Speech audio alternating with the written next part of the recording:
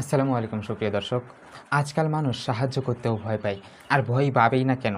যেখানে এরকম অহরহ ঘটনা আমাদের সামনে প্রতিনিয়তই হচ্ছে, সেখানে তো ভয় পাওয়ারই কথা।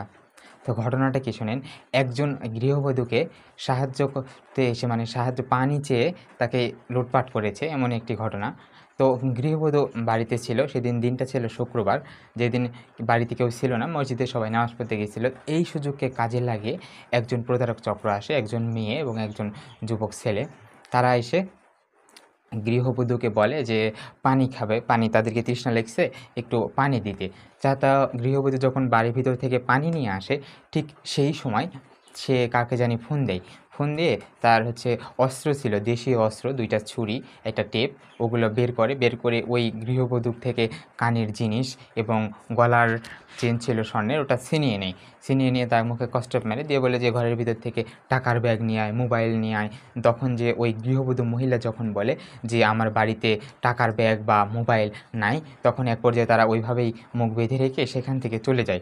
ঠিক ওই পর্যায়ে গৃহবধূটি ভয় না পেয়ে সাহসিকতার পরিচয় দিয়ে সে যখন বাড়ি থেকে বের হয়ে রাস্তায় গিয়ে একজনকে বলে যে আমার সব কিছু লুটপাট করে নিয়ে চলে গেল, তোমরা ওকে ধরো, তোমরা ওকে ধরার চেষ্টা করো। তখন এলাকার কিছু ছেলেপেলে তাদেরকে ধরে নিয়ে আসে এবং ওই যে চক্র ছিল, ওই চক্রের যে যুবক ছিল, ওই যুবকের নাম হলো সাইফুল ইসলাম সানি। তরুণী ছিল, ওই তরুণীর নাম ছিল সুমাইয়া। তারা এইরকমভাবে চেষ্টা করে। তাহলে চিন্তা করুন ভাই, মানুষ কিভাবে সাহায্য করবে? আজকাল মানুষ সাহায্য করতেও ভয় পায়। যেখানে একজন তৃষ্ণার্তকে পানি দেওয়ার উদ্দেশ্যে পানি পান করাতে গিয়েছিল, তাকেই লুটপাট করানো হচ্ছে। এই প্রতারক চক্রগুলো কিন্তু প্রতিনিয়তই তাদের নতুন নতুন কৌশল অবলম্বন করে প্রতারণা করার চেষ্টা করে, ডাকাতি করার চেষ্টা করে। এই ঘটনাটি ঘটে কিন্তু ব্রাহ্মণবাড়িয়ার আখাউড়ার নারায়ণপুর গ্রামে। এবং মানুষ কেমনে সাহায্য করবে ভাই? আজকাল কিন্তু সাহায্য করতেও ভয় লাগে। বাড়িতে যারা একা থাকেন তারা একটু সাবধানে থাকবেন। আর যাদের অপরিচিত মানুষের থেকে কিছু দেওয়া বা নেওয়ার ক্ষেত্রেও সাবধানতা অবলম্বন করবেন। মানে কীরকম, কি বলবো আমি? একজন পানি খেতে এসে সাহায্য করে নিয়ে যায়। এই চক্রগুলো কিন্তু এইভাবেই মানুষের সাথে প্রতারণা করে।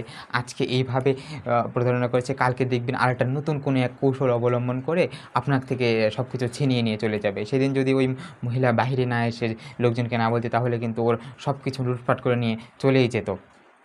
এবং আরও জানাই, বাড়িতে যে পিতা ছিল তিনি হচ্ছে মসজিদে নামাজ পড়তে গেছিলো। মসজিদ থেকে এসে দেখে ছেলেপেলে বেঁধে রেখেছে এবং সেখানে তারপর পুলিশ আসে। পুলিশকে খবর দিলে পুলিশ এসে তাকে ওইখান থেকে নিয়ে যায় এবং পুলিশ তাদেরকে কাছ থেকে ওই ২টা দেশীয় অস্ত্র, ২টা ছুরি ছিল এবং একটা টেপ, ওইটা উদ্ধার করে এবং এইভাবেই নিয়ে যায়। তো মানুষ আজকাল কেমন হয়ে গেছে, প্রতারণার চক্র চারিদিকে ঘুরছে। সবাই সাবধানতার সঙ্গে থাকবেন। বাড়িতে একা থাকলে সেক্ষেত্রে সতর্কতা অবলম্বন করবেন। কাউকে কিছু দেওয়া বা নেওয়ার ক্ষেত্রেও একটু দেখে শুনে দান করবেন বা একটু দেখে শুনে মানুষকে সাহায্য করবেন, বা অপরিচিত মানুষ কিছু দিলে সেটাও একটু সাহায্য করে নেবেন। এই প্রতারক চক্র আজকে ব্রাহ্মণবাড়ি হয়েছে, কালকে যে আপনার বাড়িতে এমন ঘটনা ঘটবে না তার কি গ্যারান্টি? সবাই সতর্ক থাকুন, সাবধানতা অবলম্বন করুন। আজকে এই পর্যন্তই, দেখা হচ্ছে নতুন কোনো ভিডিওতে। ততক্ষণ পর্যন্ত সবাই ভালো এবং সুস্থ থাকবেন।